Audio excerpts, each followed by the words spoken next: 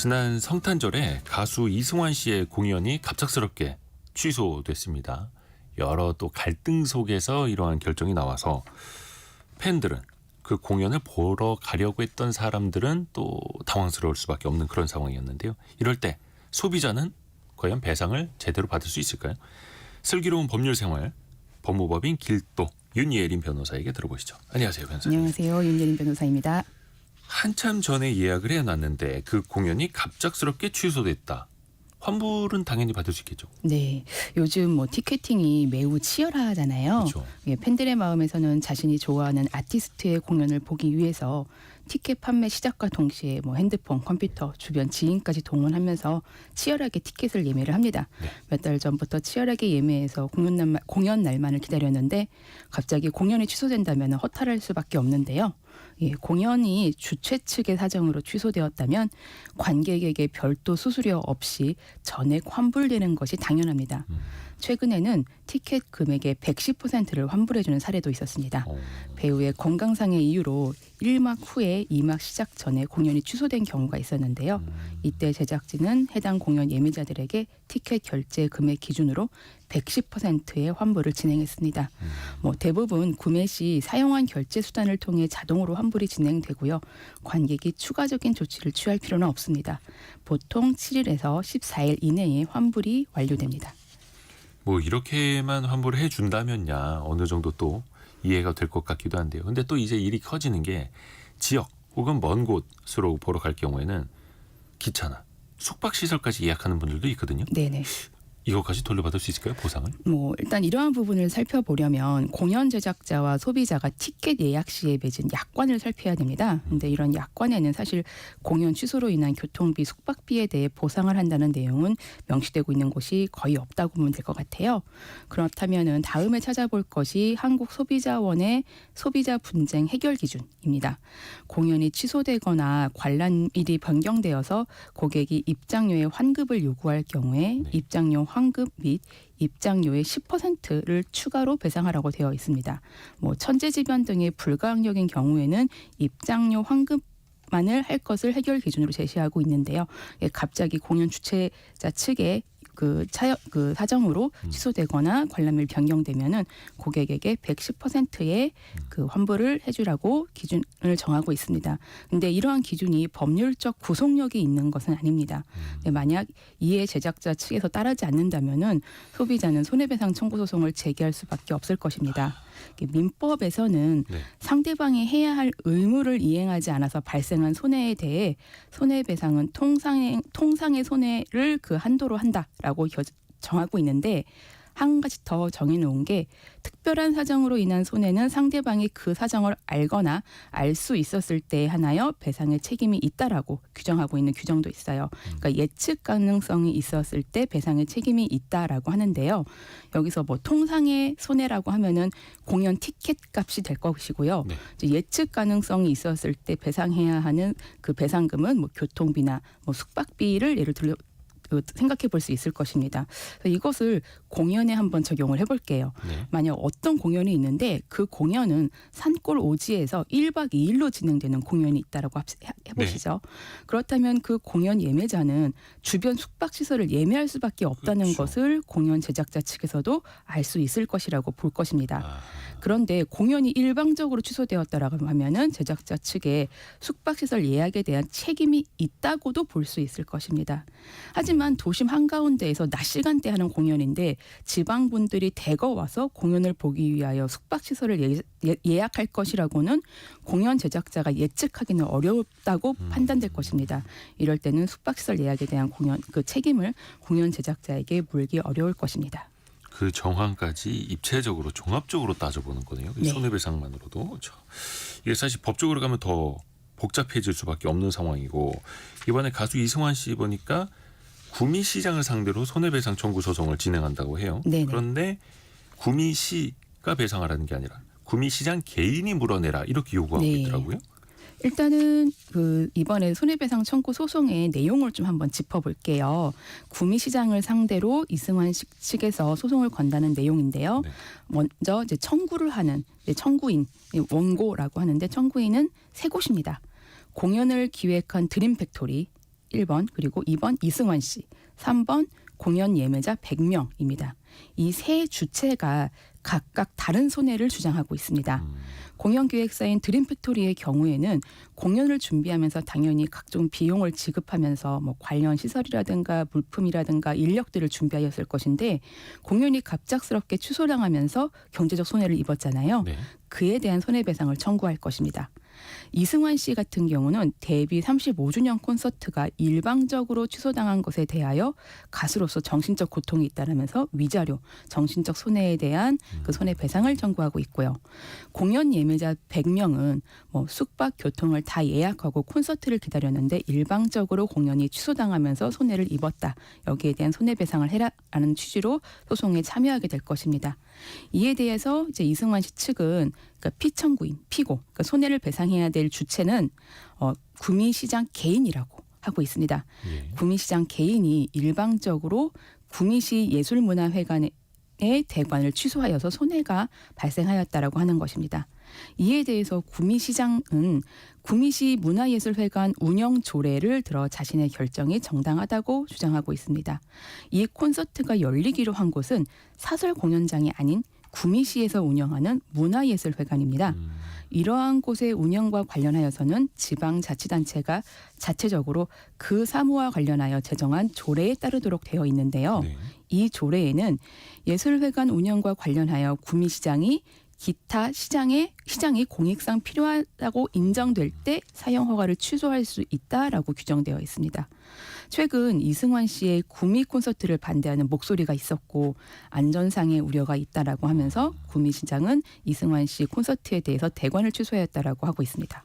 그래서 이 소송에서는 일단은 쟁점이 될 것이 구미시장 개인의 결정에 따라 구미시장 개인이 손해배상 책임을 져야 하는 것인지 그 이제 콘서트 당시에 안전에 대한 우려가 어느 정도 있는지 이에 대해서 이승환 씨 측에서 안전사고에 대비해서 어떤 준비를 하였는지를 따져보고 구미시장의 결정이 정당하지 않다라는 것을 밝혀서 결론이 날 수 있을 것으로 보입니다. 현재는 사실 손해배상이 될 것이다 아니다라와 같이 이렇게 딱 말씀드릴 수 있는 사안은 좀 아니라고 보여집니다. 개인 간의 계약의 문제를 넘어서 지방자치단체의 시설 운영과 관련하여 시장 판단의 정당성이 문제가 될 수 있는 부분이기 때문에 이 부분은 앞으로 이승환 씨 측에서 어떻게 증명해 나가는 것이 좀 해 나가는지가 좀 중요할 것 같습니다. 그렇죠. 구미시 입장에서는 안전상 문제가 이제 우려가 있었다라고 또 네. 이야기를 할 테고요. 이런 거는 법적으로 쟁점이 많으니까 네. 소송 기간도 되게 오래 걸리겠어요. 네, 이제 뭐 청구를 하고 뭐 이제 준비하고 쌍방 간에 이제 뭐 소장이나 상대방의 어떤 답변에 대해서 또 그 반박을 하는 준비 서면 제출하고 또 이제 구두 변론도 들어가고 하면서 좀 많이 진행이 될 것 같고요. 또 소송 중간에 구미시장 개인에 대한 신문도 있을 수 있고 그리고 여러 가지 증거들 뭐 이 당시에 안전상의 문제가 어느 정도 발생할 것으로 예상이 됐는지 또 뭐 이런 이승환 씨가 어느 정도의 조치를 했었는지 이런 것들에 대한 증명을 위해서 뭐 여러 가지 증거 조사가 있을 수도 있습니다. 따져볼 게 되게 많네요.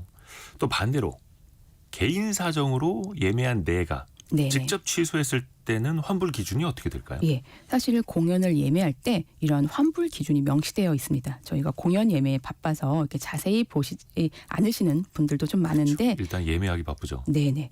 네, 이러한 기준은 사실 국내에서는 대부분 소비자 분쟁 해결 기준에서 제시한 환불 기준을 따르고 있습니다. 소비자 분쟁 해결 기준에 따르면 공연 10일 전까지는 전액 환급, 7일 전에는 10%를 빼고 나머지를 환급, 공연 3일 전까지는 20%를 공제한 후에 환급, 공연 하루 전에는 30% 공제 후에 환급이 됩니다. 또한 공연을 3일 전까지 예매했는데 네. 그 당일날 취소하시는 분들 있잖아요. 네네네. 이런 분들께는 전액 환급이 가능하다고 되어 있습니다. 그리고 공연 당일에도 공연 시작 전까지는 90% 공제 후에 10%를 환급 가능하다고 정하고 있습니다. 그러니까 공연 당일에 가까워질수록 공제 금액이 높아지고 환급률이 떨어진다. 네, 맞습니다. 그런데 한 3일 전까지는 당일에 예매한 걸 당일에 취소해도 전액 환급이 가능하다. 네.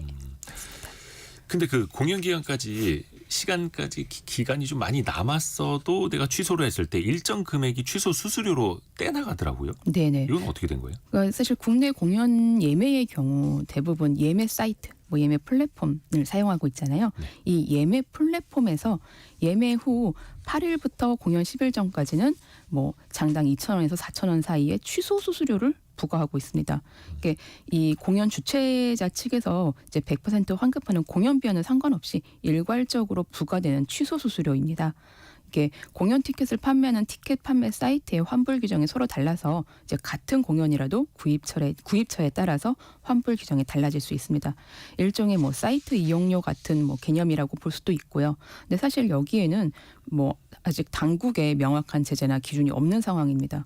뭐 예매 사이트 측에서는 공연 특성상 취소하면 자리가 비게 되니 이제 이렇게 되면은 이제 손해가 발생한다라고 하면서 이런 취소 수수료를 부과하고 있는 것으로 보입니다. 요거는 구입처에 따라서 환불 규정이 다르다. 그러니까 네. 업체마다 최소한 취소 수수료 몇천 원씩 얼마를 떼가는지는 아직 명확한 뭐 기준이 법적인 기준은 없는 거네요. 네, 맞습니다. 또 앞에서 살짝 이야기를 했습니다만 최근 한 뮤지컬 배우가 공연 중간에 네네. 몸이 너무 안 좋아서 공연을 중단하는 일이 있었더라고요. 이렇게 중간에 공연이 멈추거나 주요 출연자가 바뀌면 소비자는 얼마큼 돌려받을 수 있을까요? 네, 한국소비자원에 따르면 주요 출연자가 바뀌거나 공연이 30분 이상 지연, 중단되면 티켓값의 110%를 배상해야 한다라고 하고 있습니다. 110%. 네네. 캐스팅 변경에 따른 예매 취소, 환불 같은 경우는 공연 2시간 전까지는 수수료 없이 가능합니다. 그래서 뭐 공연도 공연이지만 이게 출연자를 보고 선택하시는 분들께서는 예. 제작사에서 보내는 문자 메시지 잘 확인하시고 캐스팅 변경 사항을 확인하신 후에 공연 관람을 취소하실 것인지를 결정하셔서 적절하게 환불을 받으셔야 될 것 같습니다. 요즘에는 한 공연을 좀 N차 관람이다 해서 여러 번 보시는 분들이 많으세요. 근데 네. 그럴 때는 일부러 내가 좋아하는 한 배우의 이제 공연만 선택하시거나 아니면은 다양한 배우들이 하는 공연들을 보고 싶어서 다른 배우들의 공연을 보기 위해서 여러 차례 이제 예매를 하시는 분들이 있으신데 그런 분들께서는 이러한 규정 알아두시고 혹시라도 그 캐스팅이 변경된다면은 그에 대해서 적절하게 결정하시고 배상 받으실 수 있으면 좋겠습니다. 출연 배우가 바뀌었는데 캐스팅이 변경됐는데 내가 일단 들어가서 보기 시작했다라고 하면은 또 제대로 이제 환불은 못 받는 네, 거고요. 그렇죠. 그래서 그 공연 제작사나 이런 데서 알려주는 그 문자 메시지를 꼼꼼히 본인도 확인할 필요가 있어 보이는 거네요. 네네. 또 하나 공연 잘 보고 싶어서 앞자리, 네. VIP 자리, 좋은 자리를 더 비싼 돈 주고 예매하기도 하잖아요. 네. 그런데 가격은 비쌌는데 제대로 배우들은 안 보이더라. 어디에 네. 가려 있더라. 네네. 이러면 이것도 보상이 됩니까? 예, 사업자는 소비자에게 그 제공할 물품이나 서비스에 대한 정보를 성실하고 정확하게 제공해야 할 의무가 있습니다. 당연한 의무이겠죠. 그런데 공연에서 시야 제한은 소비자가 구매를 결정하는데 결정적인 영향을 미칠 수 있는 정보입니다. 그런데 티켓 판매 단계에서 시야가 제한된다는 사실을 알리지 않았다면 문제가 될 수 있습니다. 제공할 서비스에 대한 정보를 부족하게 제공한 것입니다. 한국소비자원 소비자분쟁조정위원회는 주최 측이 시야 방해석을 VIP 요금을 주고 산 고객에게 손해배상을 해야 한다고 판단한 적이 있습니다. 이 소비자분쟁조정위원회는 주최 측이 시야 제한이 발생할 수 있다는 사실을 제대로 알리지 않은 것을 문제 삼고 이런 시야 제한과 같이 중요한 정보를 정확하게 고지하지 않았고 이로 인해 관객에게 손해가 발생했다라고 봤습니다. 근데 위원회는 티켓 가격 전액이 아닌 VIP석 아래 등급인 R석과의 차액만을 배상하면 된다라고 결정했습니다. 그러니까 공연을 보기는 했는데 일부 공연이 좀 부족하게 보였으니 그것보다 아래 단계의 아래 등급의 그 티켓 차액만. 가액의 차액만을 배상하라고 하는 것입니다. 전액은 아니고 차액만. 그래서 어떤 공연들 보면은 어디에 기둥이 위치하고 있다, 어떤 각도다, 높이는 어떻다 이런 것까지 이제 네. 알려주는 데들도 있더라고요. 맞습니다. 꼼꼼하게 알려줘야죠. 왜냐하면 이 티켓 가격도 뭐 1, 2만 원짜리가 아니기 때문에. 또 하나 공연이 취소돼서 환불해 주겠다라고 했는데 그 환불이 언제 되는지도 중요하잖아요. 뭐 1년 뒤에 주면 또 말도 안 되는 거고 네네.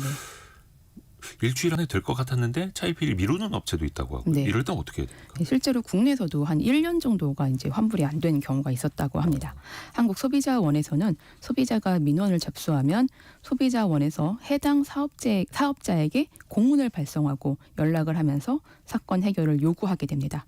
하지만 이러한 중재에도 해결이 되지 않고 또 피해자가 많으면은 한국소비자원에 집단 분쟁 소송을 신청해서 티켓 판매 금액과 이제 지연 배상금을 지급하라고 이제 명령을 합니다. 소비자원에서. 네. 근데 이 티켓 환급 결정을 내려도 판매자가 이 결과를 수용하지 않으면은 이게 사실 이런 그 집단 분쟁 소송에서 이 지연 배상금 지급 결정이 권고에 그칠 수밖에 없습니다. 그렇죠. 한국 소비자원의 결정은 법원 판결 같은 효력을 발생하는 게 아니라 네. 조정이죠. 조정. 권고하는 거죠. 권고입니다. 그래서 이 결과에도 해결되지 않으면은 이후에는 소비자가 민사 소송을 걸거나 소액 심판 제도를 활용하는 수밖에 없습니다. 이게 민사소송까지 가기엔 너무 무겁고 소액 심판 제도를 활용하게 되면은 내가 그동안 못 받은 환불 기간에 대해서도 뭐 이자를 쳐서 받거나 이럴 수도 네, 있어요. 이자는 쳐서 받을 수 있고 소송이 좀 빨리 끝나고 이제 판결문 자체가 이제 써서 나오진 않지만 이 이제 그 주문에 어떻게 배상을 하라라는 내용이 나오기 때문에 그에 따라서 소비자 같은 경우는 집행, 그러니까 강제 집행이라고 해서 주최 측의 재산에다가 뭐 압류를 건다든가, 뭐 경매를 한다든가 이런 방식으로 이제 이 피해 금액을 받을 수 있게 됩니다. 근데 또 이제 많은 분들이 이게 1-20만 원 때문에 소송까지 가야 되나 복잡해라고 생각하실 텐데 소액 심판 제도는 그럼 좀 간단한가요? 그러니까 이 절차가 그러니까 뭐 일반 소송하고 동일합니다만 진행 자체가 빠릅니다. 이제 일반 소송 같은 경우는 이제 재판에 나와서 다음 기일도 정할 수 있고 뭐 판사님께서도 판결문을 써야 되니까 기록 검토도 좀 자세하게 되는데 이런 소액 심판 같은 경우는 증거 자체가 단순합니다. 내가 티켓을 샀는데 공연이 취소됐다. 나는 이만큼의 손해를 봤다라는 게 명확하잖아요. 네. 그럴 때는 이제 판사님들께서도 판결문을 길게 쓰지 않고 그냥 주문 정도로만 해서 이제 이런 증거들을 보니 이렇다라고 판단을 하시고 그렇게 되면 그 판결문 자체가 일반 민사소송의 판결문과 동일한 효력이 있어서 거기에 대해서 집행이 가능한 것이죠. 오늘은 공연 취소 그리고 그에 따르는 환불에 대해서 법률적 이것도 배워봤습니다. 윤예린 변호사였습니다. 고맙습니다. 네, 고맙습니다.